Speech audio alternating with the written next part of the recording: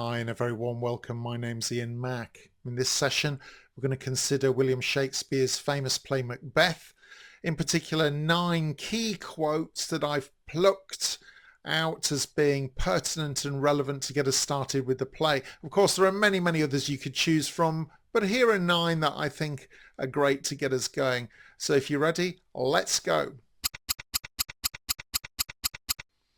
Let's have a quick recap of the plot. So, Macbeth, a Scottish general, encounters 3 witches on a heath who prophesy that he will become king. Driven by ambition and spurred on by his wife, Lady Macbeth, he murders King Duncan and takes the throne for himself. Consumed by guilt and paranoia, Macbeth commits further atrocities, including the killing of his friend Banquo and Macduff's family. Lady Macbeth, tormented by remorse, descends into madness and she dies. Macbeth clings to the witch's deceptive prophecies, but is ultimately defeated and killed by Macduff, who was not of woman born.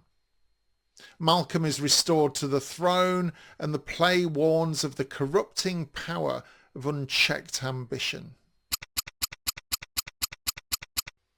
Fair is foul and foul is fair.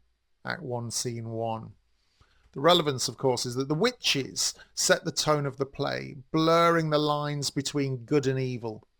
It highlights themes of deception and moral confusion from the outset. If it were done when 'tis done, then 'twere well it were done quickly. Act 1, Scene 7. Here, Macbeth wrestles with his conscience before killing King Duncan. It shows his ambition clashing with guilt and hesitation. Look like the innocent flower, but be the serpent under it. Act 1, Scene 5. Lady Macbeth urges her husband to hide his murderous intent behind a facade of innocence.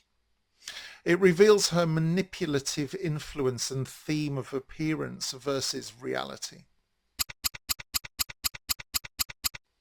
Is this a dagger which I see before me? Act 2, Scene 1. Macbeth hallucinates a dagger leading him to Duncan's chamber.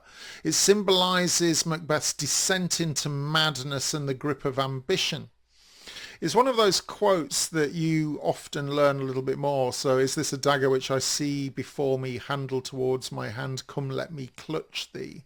Remember that this play was being written for and presented to King James I, and King James I was very interested in the supernatural.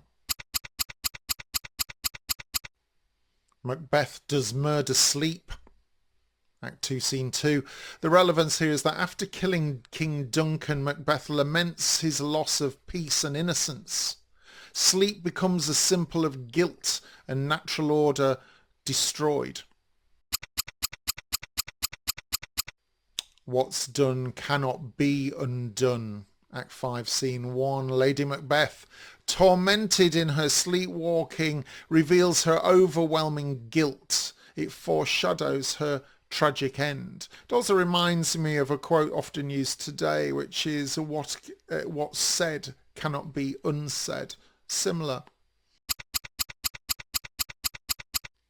By the pricking of my thumbs, something wicked this way comes. Act 4, Scene 1.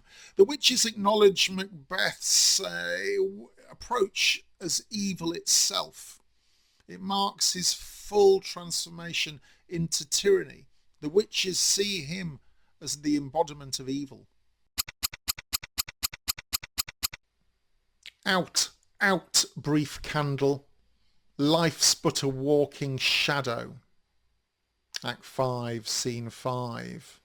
Taken from a much longer soliloquy, Macbeth reflects on life's futility after the death of his wife.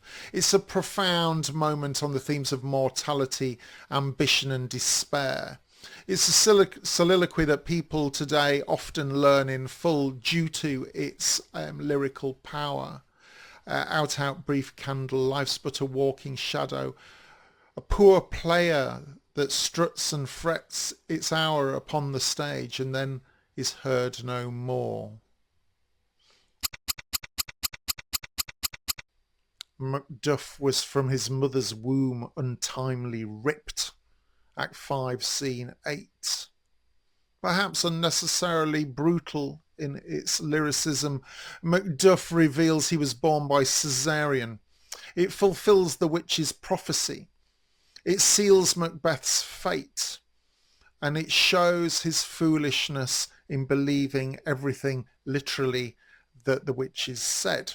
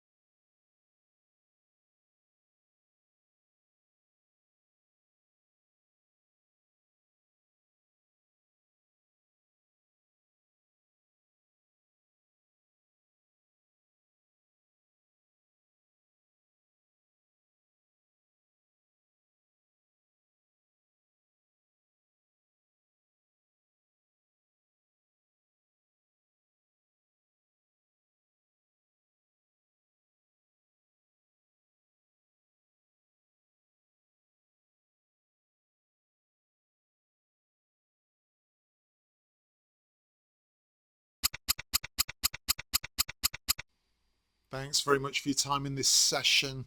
My word, Macbeth, what a play. It's literally full of quotations. These are 9 that I've chosen to get you going, but there are many others, and if you've got favourites, do share them in the comments below. In the meantime, and until the next session, my name's Ian Mack, and remember, time is knowledge.